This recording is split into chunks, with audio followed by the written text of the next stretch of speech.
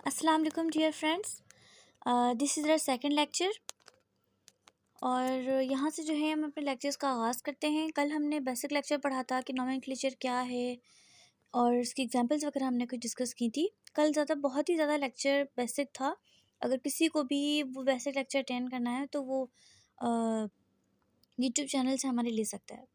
तो ये है lecture number 2, nomenclature of alkanes. Basically ये लेक्चर को शुरू करने से पहले मैं आपको ये बताना चाहूँगी अल्केन्स क्या होते हैं। आपके दिमाग में क्वेश्चन अराइज होगा। तो सिंपली अल्केन्स जो है ना, सिंपलेस्ट कार्बन मॉलिक्यूल्स हैं जो कार्बन और हाइड्रोजन मॉलिक्यूल से मिलकर बनते हैं। ठीक है, बेसिकली अल्केन्स जो है उसका सिंपलेस्ट फॉर्मूला है CnH2n+2। और अगर हम बात करें कि किस तरीके से हम इसके अरेंजमेंट करें या अल्केन को जो है बेसिकली इसमें शामिल कौन कौन से होते हैं, तो हम आपको यहाँ दिखाते हैं। मीथेन मॉलिक्यूल जैसे हमारे पास है और मैंने आपको फॉर्मूला लिखवाया CnH2n+2। ये आपका मीथेन मॉलिक्यूल है जिसका फॉर्मूला होता है CH4। ओके, अब यहाँ पे इस मॉलिक्यूल के अंदर मैं बोलूँ और कौन कौन से मॉलिक्यूल्स आते हैं, by using this formula we can हम जो है मालूम कर सकते हैं। देखें इधर, मीथेन के बाद इसका सेकंड मेंबर होता है इथेन। इथेन का फॉर्मूला क्या है? इथेन का फॉर्मूला क्या है? इसके लिए इस फॉर्मूले को यूज़ करके हम फाइंड कर सकते हैं। ठीक है, CN, कार्बन N मीन्स होता है कार्बन नंबर। आपने पहला कार्बन नंबर फाइंड किया तो यहाँ पे आप लिखेंगे C1 था तो यहाँ 1। अभी आप सेकंड मेंबर फाइंड करें तो C के साथ आप N क्या लिखेंगे? 2। ठीक है, क्योंकि सेकंड मेंबर है अल्केन फैमिली का। उसके बाद H2 फॉर्मूले का ही है। N मीन्स वही जो कार्बन नंबर होगा। N कितना था? 2 था, तो यहाँ पे भी है 2 + 2। ओके, C2, 2 2 ज़ा 4 + 2, C2H6। ओके, ये आपका इथेन है C2H6। और ऐसी अगर आप बात करना चाहें, propane is the third member. ठीक है, ये कार्बन फैमिली का मीन्स अल्केन फैमिली का थर्ड मेंबर है, तो कार्बन 3 से शो करेंगे हम इसे। H2 फॉर्मूले का ही है 3, यहाँ पे N वो यूज़ करेंगे आप कार्बन वाले नंबर, +2 C3, 2 3 ज़ा 6 7 8। ये आपका जो है कार्बन मतलब प्रोपेन जो है इसका फॉर्मूला। ऐसे ही ऑल जो है आप फाइंड कर सकते हैं, ये मुश्किल नहीं है। तो चले हम अपने ना लेक्चर की तरफ चलते हैं। वो तो मैं आपको एक ओवरव्यू दे रही थी अल्केन फैमिलीज़ का कि मतलब उसमें कौन कौन से मेंबर हैं, आप किस तरीके से उनको वो दे सकते हैं। नाउ हम चलते हैं लेक्चर की तरफ अपने, जो था नोमेनक्लेचर ऑफ अल्केन्स। ठीक है, तो इनके रूल्स क्या होंगे? बेसिकली पहले रूल की अगर हम बात करें तो पहला रूल हमें क्या कहता है? Select the longest continuous chain of carbon atoms whether straight or branched. Consider it as the parent alkane. ये हमें कहता है कि कार्बन को इस तरीके से काउंट करें आप कि जब भी आप काउंट करें ना उसे, तो वो एक लॉन्गेस्ट चेन बन रहे हो। अब वो डिपेंड करता है कि लॉन्ग चेन कहाँ से कितनी बड़ी हो रही है। मीन्स अगर कोई उसके ऊपर ब्रांच चेन अटैच्ड है तो आप वहाँ से भी काउंटिंग कर सकते हैं, अदरवाइज आप उसको चेन भी कंसिडर कर सकते हैं। जैसे कि मैं आपको इसकी एग्जांपल दूँ, ये हमारे पास एक कंपाउंड है, इसके अंदर देखें ये 1 1 2 3 4 5, यहाँ हमने काउंट किया इसको तो ये 5 मेंबर बन रहे हैं।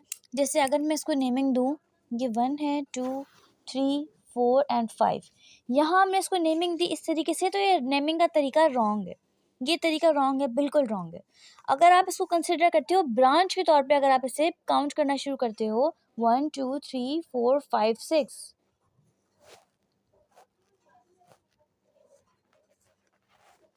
यहाँ से चेन का एक मेंबर बढ़ गया, मीन्स चेन लॉन्ग हो गई। यहाँ पे पेंटेन की चेन बन रही थी, यहाँ पे हेक्सेन की बन रही है। ठीक है, तो ये आपकी क्या होगी? ये करेक्ट है।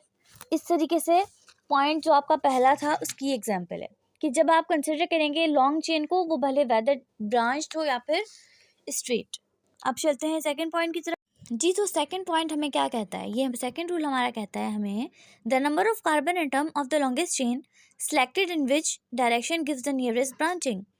यानी कि आप जब कार्बन कोई आपके पास चेन है, चाहे वो पेंटेन हो, हेक्सेन हो, ठीक है, ऑक्टेन हो, नोनेन हो या डिकेन हो, कोई भी चेन हो, ठीक है, आप जब नंबरिंग देंगे ना कंपाउंड को, आप वहाँ से नंबरिंग देंगे जहाँ से आपका जो रेडिकल है वो करीब है। फॉर एग्जांपल आपके पास ये चेन एक लॉन्ग चेन कंपाउंड है, ये पेंटेन है, पेंटेन चेन है। यहाँ से अगर मैं इसको काउंट करूँ इस तरीके से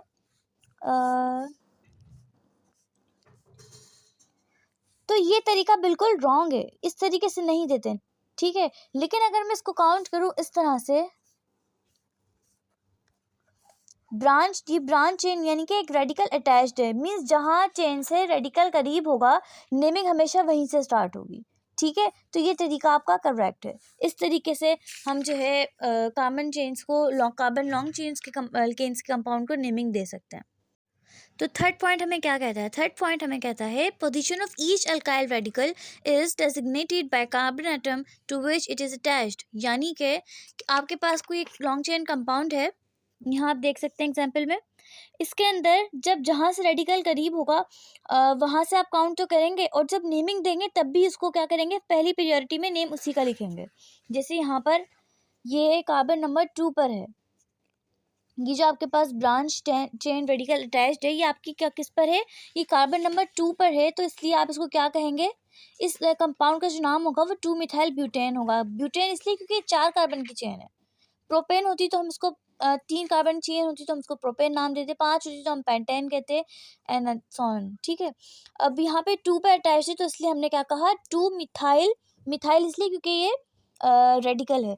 तो मैंने आपको जैसे कहा पॉइंट के अकॉर्डिंग पोजीशन हम तब देंगे रेडिकल को, प्रायोरिटी देंगे, ठीक है, ब्रांच चेन के अंदर जब भी नेमिंग देंगे। सो गाइस थर्ड पॉइंट हमने डिस्कस कर लिया है। फोर्थ पॉइंट हमें क्या कहता है? फोर्थ पॉइंट हमें कहता है जब आपके पास कोई कार्बन चेन कंपाउंड हो लॉन्ग चेन, और उसके अंदर आपके पास रेडिकल 2, 3, 4 मीन्स इससे एक से ज़्यादा हो, तो वहाँ पे आप क्या करेंगे, ठीक है, और वो रेडिकल भी बिल्कुल सेम हो मीन्स, तो आप क्या करेंगे, वहाँ पे आप प्रीफिक्स यूज़ करेंगे। प्रीफिक्स कौन सी, di, tri, tetra, penta, hexa, like this, ठीक है।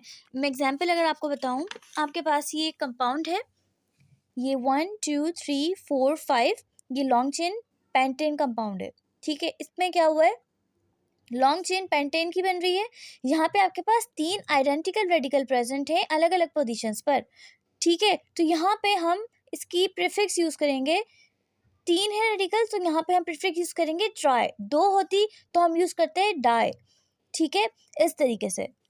4 होती तो हम यूज़ करते हैं टेट्रा, 5 होती तो यूज़ करते हैं पेंटा, लाइक दैट। तो अब पहला कार्बन, दूसरा, तीसरा, चौथा मीन्स दूसरे कार्बन पे 1 है, तीसरे कार्बन पे 2 है, तो यहाँ हम कहेंगे 2, 3 trimethyl pentane. Hope you getting. Dear friends, कि अगर ऐसा हो आपके पास, जैसे मैंने आपको पिछले पॉइंट पर बताया कि अगर आपके पास चेन हो और उसके अंदर रेडिकल प्रेजेंट हो एक से ज़्यादा, तो आप क्या करेंगे, वो बात आपके सेम रेडिकल्स के लिए थी, क्योंकि वहाँ पे आपके पास 3 मिथाइल ग्रुप प्रेजेंट थे, तीनों ऑब्वियसली सेम है, ओके। तो यहाँ पर हम क्या करेंगे, फिफ्थ पॉइंट हमारा कहता है कि आपके पास कोई ऐसा कंपाउंड हो और उसके अंदर एक से ज़्यादा जो है अल्काइल रेडिकल प्रेजेंट हो और वो भी डिफरेंट, तो उनको किस तरह से नेम देंगे हम, बेसिकली हम उनको नेम देंगे अल्फ़ाबेटिकल ऑर्डर में। किस तरह से, अल्फ़ाबेटिकल ऑर्डर। एग्जाम्पल मैं आपको बता देती हूँ, जैसे आपके पास एक कंपाउंड है ये वाला, ठीक है, तो यहाँ पे पहला कार्बन, दूसरा, तीसरा, चौथा, पांचवा, ये भी एक पेंटेन की चेन बन रही है, ये कार्बन नंबर 1, 2, 3, 4, 5, ये कार्बन 5 की चेन बन रही है, पेंटेन है, ठीक है।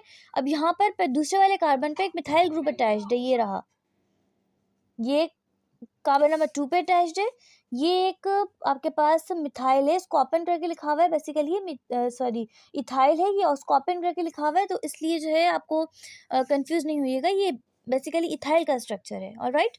तो यहाँ पे सेकंड कार्बन पे मिथाइल अटैच्ड है, थर्ड कार्बन पे इथाइल अटैच्ड है, और दोनों ही रेडिकल्स क्या हैं, डिफरेंट हैं, बट यहाँ पे सेम थे, यहाँ पे सेम नहीं है, डिफरेंट है, तो हम इनको अल्फ़ाबेटिकल ऑर्डर नेम देंगे। अल्फ़ाबेट्स के अंदर सबसे पहले ई आता है, तो हम इसको पहले ई मीन्स इथाइल, और कार्बन नंबर 3 पर है तो इसको हम कहेंगे 3 इथाइल 2 मिथाइल पेंटेन। देखें, 3 इथाइल 2 मिथाइल पेंटेन, क्यों 3, क्योंकि हमने अल्फ़ाबेटिकल ऑर्डर में हमने रूल फॉलो करना है, तो इसलिए हमने सबसे पहले मिथाइल की जो है पोजीशन को शो किया है नेमिंग के अंदर। तो हमारा 6 पॉइंट हमें क्या कहता है, बेसिकली 6 पॉइंट हमें कहता है when different alkyl radicals occur at the same position on a carbon atom, then carbon chain is numbered from that one where the smallest radical is attached. इस पॉइंट को मैं आपको एग्जांपल से समझाती हूँ। देखें, ये रही एग्जांपल। ये पॉइंट कहना चाह रहा है सिंपली कि आपके पास अगर कोई ऐसा कंपाउंड है और उस कंपाउंड के अंदर आपके पास डिफरेंट रेडिकल अटैच्ड हैं और इस कार्बन की जो चेन है आप कहीं से भी काउंट कर ली, मीन्स चेन पे कोई फर्क नहीं पड़ रहा है, चेन के ऊपर बिल्कुल कोई फर्क नहीं पड़ रहा है, ठीक है। यहाँ से आप गिने 1 2 3 4 5 6, ये हेक्सेन की चेन है। यहाँ से काउंट करें 1 2 3 4 5 6, तब भी हेक्सेन ही रहेगा, ठीक है।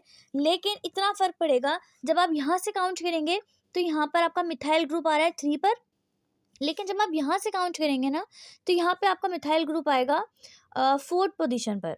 तो ये रूल हमारा कहता है कि जब ऐसी सिचुएशन हो तो हम वहाँ से काउंटिंग करना शुरू करेंगे जहाँ पर आपका सबसे छोटा रेडिकल अटैच्ड हो, यानी कि मिथाइल ग्रुप।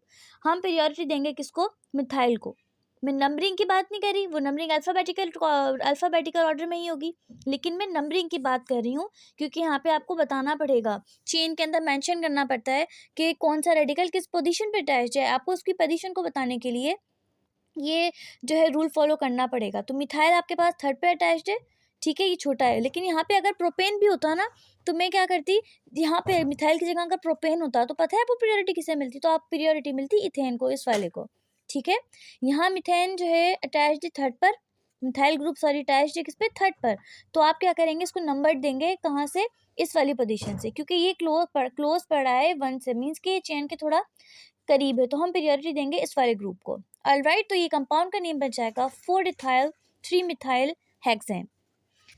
यहाँ भी जो लेक्चर था हमारा अपने अख्ताम को पहुँचा। कोई भी कन्फ्यूजन हो उससे रिलेटेड आपको तो आप मुझसे पूछ सकते हैं, कमेंट में क्वेश्चन ऐड कर सकते हैं, आपको आपके क्वेश्चन का जवाब ज़रूर मिलेगा। कोई भी क्यूरी हो, कोई भी आपको कन्फ्यूजन हो, ठीक है, कोई भी आपकी मतलब कोई इशू हो, आप तो मुझसे पूछ सकते हैं। ओके, अल्लाह हाफिज़, thank you so much, thanks for watching.